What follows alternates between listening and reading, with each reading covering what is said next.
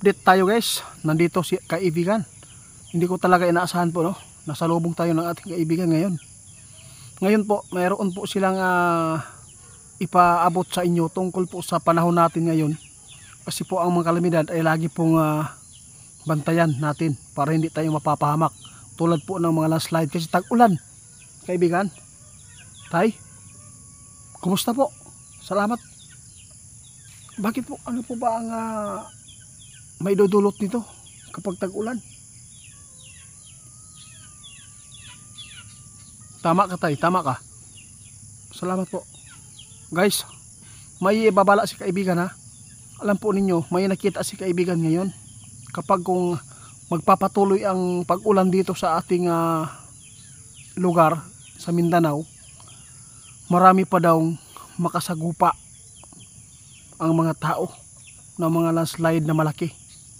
Mag-ingat po kayo guys, dahil si kaibigan mismo ang nakakita ngayon, lalo na hinuhulaan na po ng ating kaibigan. Grabe ang mga landslide na maganap dito, lalo na ang lupa natin ay sobrang sobrang nakahumok, no? Hindi na ito gaano ka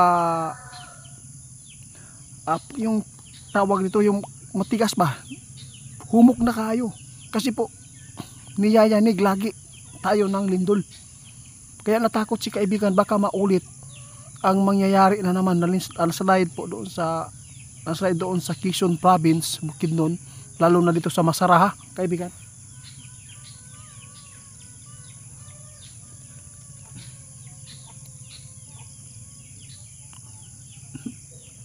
Paitaan ni kaibigan eh. Mao gid ni imo nakit-an karon, mo na ang posible pud mahitabo diri sa Mindanao karon. Guys, pakinggan nyo ang translation ko sa kaibigan kong Duwindi. Sinabi po niya, may nakita pa siya kung ano man kalaki po yung nangyari doon sa Quezon Province, Bukidnon. May magaganap pa na mas malaki pa dyan. Mag-ingat po ang Bukidnon ha. May nakita pa rin si kaibigan na maulit pa rin ang nangyari po doon. Kaya sa lahat po ng mga driver natin, magmamaniyo kayo ng mga motor sasakyan po ninyo, mag-ingat at titingnan po ninyo kung kayo man po ay maghunong mo, kung mag-relax mo tungod sa kainit, ayaw mo kumpiyansa. Dito mo relax ka ng patag ng area, ayaw mo relax ng bangin, kaibigan. Sus, grabe. Alam po ninyo, sabi ng ating kaibigan, kailangan malabanan natin ang kalikasan. Kailangan natin maging alisto tayo sa paligid, sa palibot natin, lalo na tayo ay magbiyahe, lalo na yung mga nakatira sa mga bangin ngayon. Please lang, huwag mong hintayin na kayo ay mai-rescue na lang na malamig na. Nagbabala si kaibigan ngayon dito sa Mindanao, lalo na ang panahon natin ay nakikita ng ating kaibigan. Grabe po ang lakas ng mga ulan po dito sa amin. Salamat naman po kaibigan. Nadlo ka ni kaibigan? Grabe o sa? Natakot si kaibigan guys sa kanilang nakita na mayroon pang landslide na mas malaki pa dyan sa Bukidnon. Kaya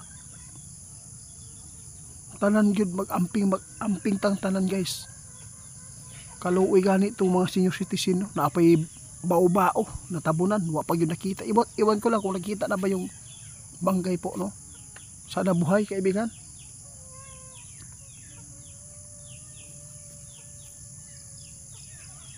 Sabi ng ating kaibigan, nalungkot sila guys, lalo na ay napakadelikado po ngayon ang ating lupa dito dahil sa sobrang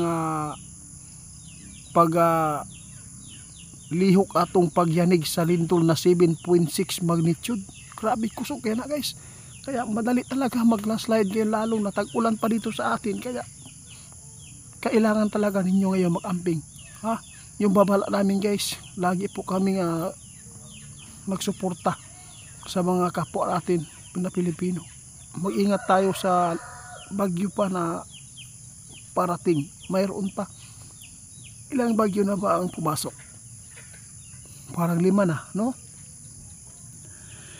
salamat po. Salamat sa lahat ng mga nag-request sa atin. Itatanong po natin.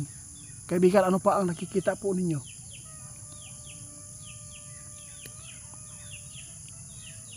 Sa lahat ng napaabutan, no, napaabutan namin ng mga babala ng mga lugar, lalo na sa landslide area, mag-ingat kayo kasi nakita ng ating kaibigan may mas malaki pang mangyayari sa nangyayari dyan doon sa Quezon Province, Bukidnon. Sana mag-ingat po tayo at lalo na nakita ng ating kaibigan na magkakaroon pa daw ulit ng paglandslide doon. Mag-ingat po kayo, huwag po kayong lalo na yung mga driver, kapag nadaanan po nyo landslide, huwag po kayong magtagal po doon, huwag po kayong mag standby, huwag na kayong tumingin pa, no, para hindi kayo mapapahamak kasi hindi po natin alam, bumigay yan, no, kasi ano na yan hindi na matigas yung mga lupa doon na kung saan ito ay malaking landslide na nangyayari. Kaya huwag na kayong magtingin-tingin pa dyan. Yun lang po, yun lang. Kailangan po natin maging alisto tayo.